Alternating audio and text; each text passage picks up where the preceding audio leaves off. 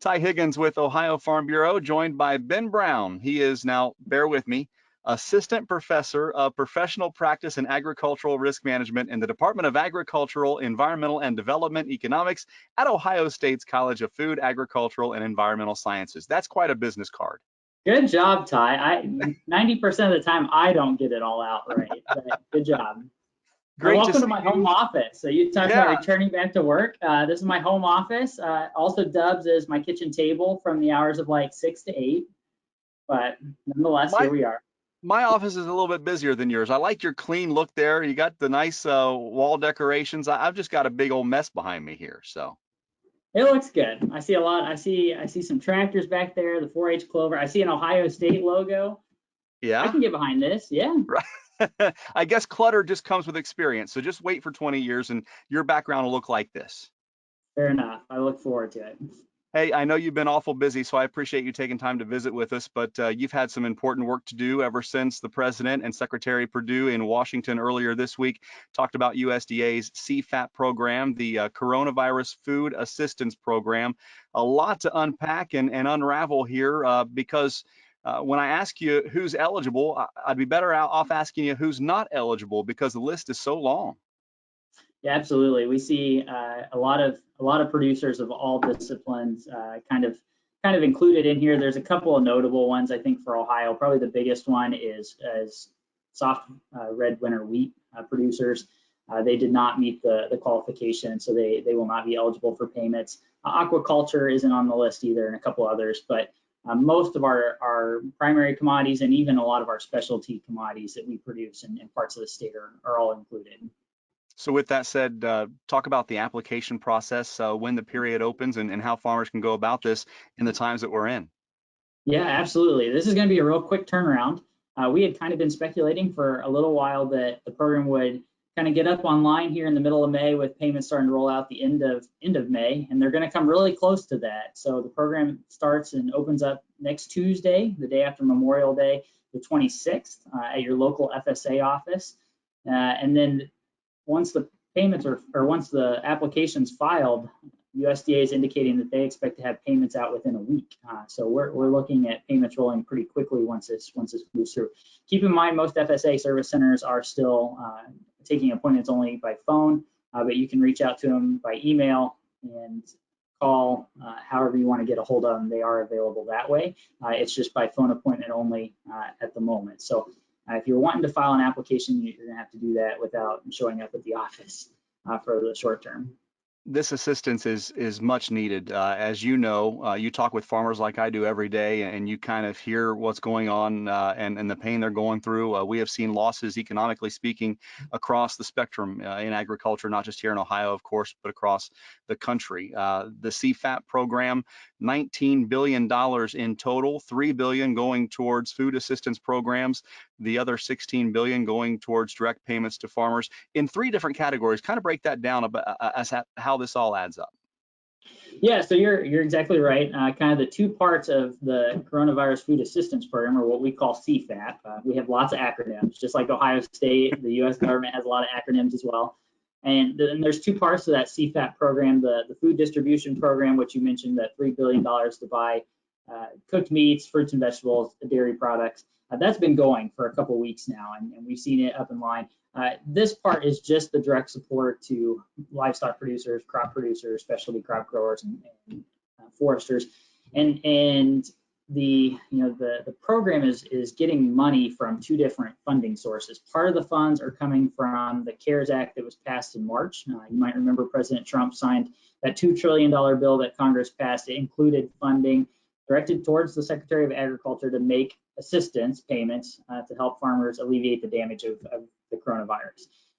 It's also receiving funding from the Commodity Corporation, the Credit Commodity Corporation, which we've, in the last couple of years, have become very familiar with this program, even though farmers have been receiving funds for this for a number of years, because this is also the fund that pays out Ark County PLC program payments, dairy margin coverage. And so that program comes in the mix too. The direction and the charter of both of those programs are different. And so that's why we have 2 separate payment rates, is because one is geared towards just the impact from the coronavirus assistance or the coronavirus impact, and the other one is to help build markets and help with oversupply and create new market channels that in areas where we need to shift product. So that's why there's two different payment rates. For crops, it's really easy. So for non-specialty crops, think corn, soybeans, those crops and others, malting barley would be included in the mix too. But for those crops, it's a really simple calculation, and not to go too much in the weeds here, but there is two different payment rates, but you're multiplying it by the same base unit. Whereas when we get to the specialty crop side, we've actually got three different payment rates and three different points of inspection, basically inventory counts or purposes of that product. So the formulas become a little bit more challenging on specialty crops and then on livestock, but at least for the grain side, pretty straightforward calculation, even though there's two payment rates. What if you're forward contracting? What if you have some things on paper? Yeah, so it's pretty clear, at least in the final ruling, which is about a 40-page document, that this is to help those producers with unpriced inventory or unpriced grain as of January 15th. Then later down in the bulletin or the white paper, they go on to define what unpriced grain means, and they specifically call out forward contracting or any grain that is under a binding obligation. So there is some language there in terms of what unpriced grain means.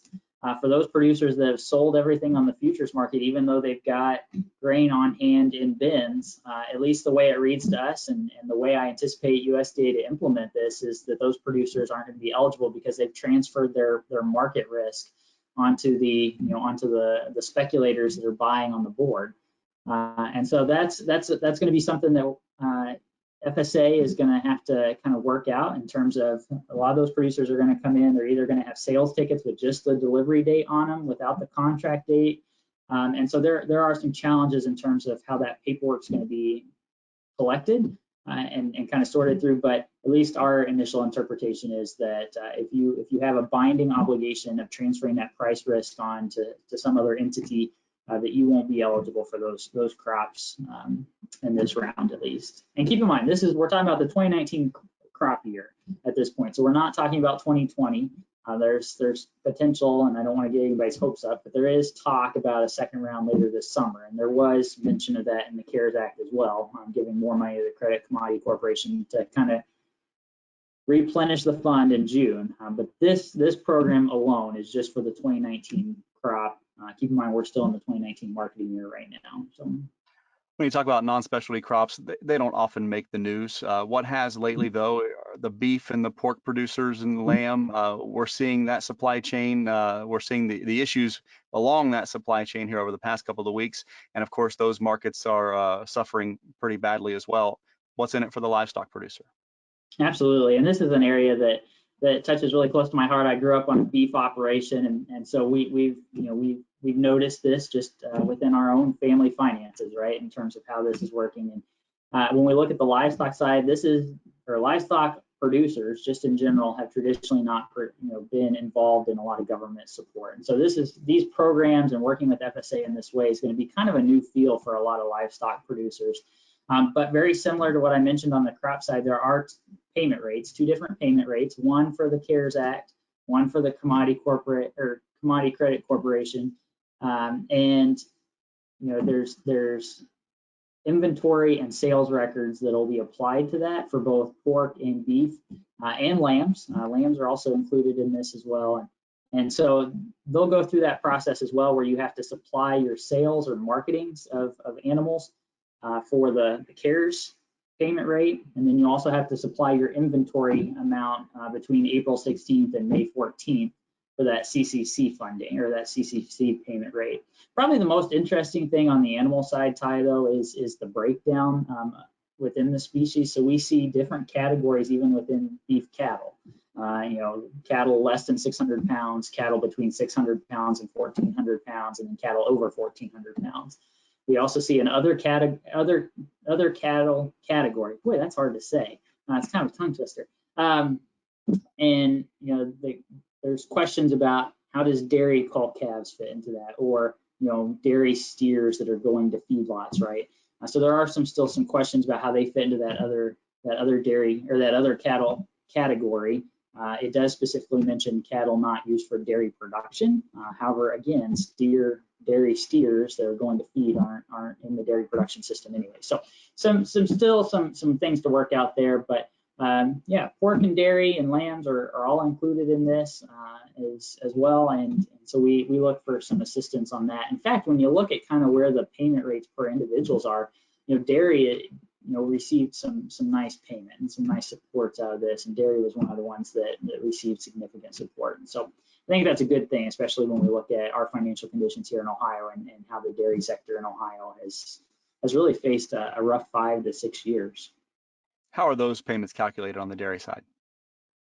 Well, so again, we have two different payment rates. I keep going back to these different classifications, and Ty, I've read this and I've lived this for the last 24 hours, but I still do not have all these payment rates memorized. I apologize, but so there's two different payment rates on dairy. There's the first quarter milk production. So the milk production from January, February, and March times that CARES Act payment rate.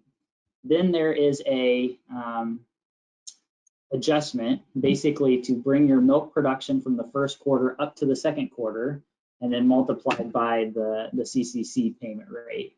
And so we have that adjustment to make on the dairy side, but basically the same type of mentality. Two different payment rates, two different types of points of inventory that we're going to multiply that by to get the official payment. And I want to point out one thing for all commodities. For all of these, USDA is going to limit the initial payment to 80% of your total. So you're only going to get 80% of your total payment up front. They're going to keep the remaining 20% for a later date if adequate funds exist. So basically, they're just making sure that they don't run out of money by keeping that 20% back. If they have enough money, then they'll release that 20%, that remaining 20% in a later time. You mentioned how the livestock producers really don't get into the federal programs very often. This is a unique situation, of course. Specialty growers are also in that category. They don't get into these programs very often either. As far as what's grown in Ohio, specialty crop wise, what's on that list, and what can those farmers expect? Yeah, I mean, we see just about everything on the list. I mean, there's a lot of specialty crops in that section. There was even a couple of specialty crops that, Ty, I hate to admit, and it must it must be that I don't eat enough vegetables, because there was a couple of specialty crops I didn't even know what they were, and I had to look up what they actually were to have to Google them.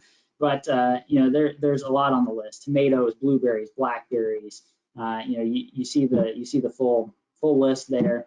And all the way from lettuce to green beans to peppers, bell peppers and other peppers. So I mean, even we see some different classification amongst those specialty crops there as well. And again, there's actually 3 different payment rates for specialty crops. So I've been talking about 2, a CFAP and a CCC payment. For specialty crops, there's actually 3 sets of payments. This time, instead of an inventory, it's what's happened to that crop. So if you had sales of a crop, you get 1 payment rate. If you sold the crop but haven't got paid yet, that's another payment rate. Or if you just weren't able to harvest your crop because there was nowhere to go with it, no market, and it just rotted in the field and went to waste, there's another payment rate for that. So different on the specialty crop side, where we're not really necessarily taking an inventory at a specific time. We're actually looking at how the product, well, we are taking an inventory, but we're also looking at how that product was either used or planned to be used down the road. I'm like you. I'm not a big vegetable guy, but for those that don't know, Ben loves Cheez-Its. And if Cheez-Its were a vegetable, you'd be the healthiest person on planet. There, see? Right there. Yes, Ben, I pretty much live off Cheez-Its. Before I let you go, we may have people watching that aren't involved in agriculture, and they're hearing about these big payments, right? $16 billion sounds like an awful lot of money. Why is it important that our farmers get this type of assistance? Yeah, I mean, we've seen hits to the entire economy. I mean, that was, this was part of that $2 trillion bill. And again, it's trillion with a T that Congress passed and President Trump signed in March. There's talk of another bill in the neighborhood of $3 trillion working. In fact, it was voted on the House. We'll see what the life of it looks like going forward. But we're spending a lot of money just as a whole on all parts of the economy, not just agriculture. And the same concept in agriculture is applied to all these other industries and businesses where there's been huge market disruptions as a result of this, crazy event, right? This event that has just kind of came in and shocked our world. And as a result, we're seeing producers that need a little help to get to make it down the road a little bit further. And so, I mean, we're gonna see some challenges implementing these programs just because of how quickly we're doing it and the scale of them. But let's not forget, the FSA folks work really hard, and they deserve a lot of credit for standing up a lot of these programs on a really short period of time. And as a result, they're there to serve our farmers, just like us here at Ohio State and you all at Ohio Farm Bureau. We're here to work and help farmers in Ohio and across the country. And this program is just another, one of those things that, no one wants money, no one wants direct handouts. But we saw a event that came through that no one could have planned for 2 years ago or even a year ago, right? It's just something that they call it a black swan for a reason, Ty, and that's what we're facing. These payments certainly won't make the farmer whole, but hopefully we'll get them through to where they'll be able to farm and do what they love and were born to do again in 2021, God willing. You mentioned kudos to Farm Service Agency. Kudos to you guys, you and your team, putting this 4-page, actually 6 total page report together in less than 24 hours. Where can people find this if they want to read more and find out more about the payments?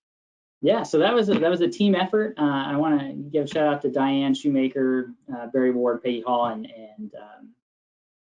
David Marison. Sorry, but it's available and other resources at the Farm Office at osu.edu, or you can just Google OSU Farm Office, and it's the first link there or in the news section. But yeah, we're pretty proud of that. Just get it out and get something in hands to kind of serve as a guide to navigate this program. You can also find a link on our website, ofbf.org. Ben Brown, Assistant Professor of Professional Practice in Agricultural Risk Management in the Department of Agricultural, Environmental, and Development Economics at Ohio State University's College of Food, Agricultural, and Environmental Sciences. You got it twice in a row, Ty. Good job. Not bad. Thanks for your time. Like I said, I know you got a lot of things going on, but to take time for us and our members is truly appreciated. Thank you and take care. Yeah, thanks, Ty. Appreciate it. You have a good day.